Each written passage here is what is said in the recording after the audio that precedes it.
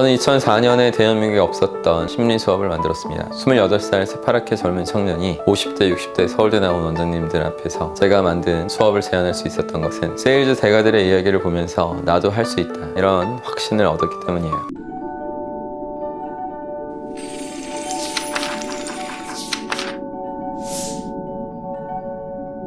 저는 평범한 교육 전문가, 강사들과는 전혀 다릅니다. 세일즈 전문가예요. 보통 사람들은 기성품만 파는데 저는 아예 눈에 보이지 않는 것을 창조해서 팔았습니다. 게다가 끝장나게 잘 판 덕분에 수많은 사람들을 도울 수 있었죠. 전성기 때는 전국 주요 기숙학원의 70% 학생들이 제 수업을 들었습니다. 이건 단순히 강의력이 뛰어났기 때문이 아니에요. 제가 가진 무기로 남들을 탁월하게 설득해낼 수 있었기 때문에 가능했던 겁니다. 이 세상에 똑똑한 사람은 많아요. 잘 파는 사람도 많습니다. 하지만 똑똑하면서 잘 파는 사람은 드물어요. 제가 하는 교육은 어떤 분야에 있는 사람이라도 자신의 것을 남들에게 더 잘 팔 수 있도록 만들어줍니다. 저를 만나고 세일즈에 눈을 떠서 수익이 오른 사람도 부지기수입니다. 오늘은 세일즈 기법 3가지를 소개시켜 드려볼게요. 첫째, 파란색 코끼리의 함정에서 벗어나라. 밑 빠진 독에 물 붓기라는 속담이 있죠. 항아리 밑바닥이 깨졌다면 몇 톤의 물을 들이부어도 결국에는 물 한 방울도 남지 않습니다. 물을 콸콸콸 채우는 게 문제가 아니라 누수를 막는 게 급선무죠. 모든 노력을 무용지물로 만드는 치명적인 다점부터 보완할 수 있어야 됩니다. 세일즈 할 때 흔히 저지르는 치명적인 행위는 본인이 파는 제품, 서비스, 컨텐츠의 결점을 스스로 까발린다는 거예요. 사는 사람도 문제라고 생각 안 하는데 괜히 언급해서 문제처럼 보이게 만들죠. 사람 원하는 것에 집중하든가 아니면 원치 않는 것에 집중을 실시간으로 뺏기던가 합니다. 여기서 예외는 없어요. 예를 들어서 제가 파란색 코끼리를 떠올리지 마세요, 파란색 코끼리를 떠올리지 마세요, 이렇게 외칠수록 떠올리지 말라고 했던 파란색 코끼리만 주구장창 생각나게 됩니다. 제가 특정 단어와 문장으로 상상을 시켰기 때문인데요. 마찬가지로 부정적인 단어를 말하면 거기에 생각이 꽂히게 됩니다. 세일즈맨들이 하는 대표적인 실수를 알아볼게요. 가격이 너무 비싸다고 느끼셨겠지만, 속고 있다고 생각할 수 있지만 의심하지 않으셔도 괜찮아요. 제가 경력이 조금 짧지만, 제가 전문성이 좀 떨어지지만 이렇게 자신에게 불리한 정보를 도둑이 재발더르듯이 노출합니다. 만에 하나 이런 모습을 솔직하거나 겸손하다고 착각하고 있다면 지금 당장 이런 생각을 바꾸셔야 돼요. 자신의 단점을 남들에게 적나라하게 오픈하는 건 겸손과 조금의 관련도 없습니다. 어리숙한 거예요. 여러분, 제가 몇 개 단어를 나열할 테니까 어떤 느낌이 드는지 살펴보십시오. 의심, 위험, 실패, 결함, 이런 단어를 들으면 반자동적으로 부정적인 화면이 연상될 수밖에 없어요. 긁어서 부스럼을 만드는 격이죠. 그러면 부정적인 얘기를 언제 꺼낼까요? 고객이 정확하게 문제 제기하면 거기에 답변하는 건 괜찮아요. 가격이 너무 비싸다고 얘기하면 거기에 대해서 친절하게 설명해 줄 수 있죠. 근데 고객이 궁금해하지 않았는데 괜히 본인이 호들갑 떨면서 단점을 폭로하면 오히려 나쁜 쪽으로 생각하게 됩니다. 일부러 기만하거나 속이는 게 아닌 이상 굳이 자발적으로 약점을 폭로하지 마세요. 둘째, 쉬운 말만이 뇌리에 남습니다. 어려운 내용을 쉽게 풀어주는 게 전문가예요. 전문 지식을 쉬운 표현으로 바꿔주는 게 고수입니다. 엄마가 어린 자녀를 위해서 음식을 잘게 조각내서 주듯 지식을 흡수하기 좋게 쪼개서 줘야 돼요. 한 분야에 오래 몸담고 있으면 그들만의 용어에 익숙해집니다. 처음 보는 사람들에게 매우 생소하죠. 오만한 전문가들은 남들이 못 알아들으면 그들을 바보라고 치부해요. 이런 오류를 범해서는 안 됩니다. 내가 하는 말을 중학생도 이해할 수 있도록 쉽게 풀겠다는 다짐과 행동이 필요하죠. 저는 매주 설릉센터에서 성인을 대상으로 세미탈 수업을 하고 있어요. 20대부터 70대까지 모든 연령대 분들이 옵니다. 대학생, 필라테스 강사, 학원 원장, 의사, 변호사, 기업 CEO들까지 다양한 직업을 가진 분들이 오시죠. 그러다 보니 모든 분들의 지식 수준이 천차만별이겠죠. 그럼 어떻게 이 분들을 전부 만족시킬 수 있을까요? 최소한의 지식만 있어도 충분히 알아들을 수 있게 세심하게 전달하기 때문입니다. 그렇기 때문에 수업 만족도가 전반적으로 다 높은 거예요. 제가 만약 일방적인 대학 교수처럼 남이 이해하든 말든 본인의 우월함만 뽐내려고 했다면 강의 시장에서 이렇게 오래도록 최고의 위치에 있을 수는 없었을 겁니다. 전문 지식을 어떻게 쉽게 푸는지 예를 들어볼게요. 대출금 채무를 변제하다, 은행에서 쓰는 용어인데요. 이 말은 빚을 갚다, 이렇게 간단하게 바꿀 수 있는 말입니다. 타행환으로 송금할 수 있다, 다른 은행으로 송금할 수 있다로 바꿀 수 있죠. 은행을 자주 다니는 고객이라면 전문 용어에 익숙하겠지만 간혹 이용하는 사람은 이런 말을 듣고 당황할 수 있어요. 어설픈 전문가들은 이런 복잡한 어휘를 하나만 사용하는 게 아니라 연달아서 속사포처럼 남발합니다. 그러면 듣는 사람은 더욱 기가 막히게 되는 거예요. 어떤 분들은 이렇게 반박할 수 있겠죠.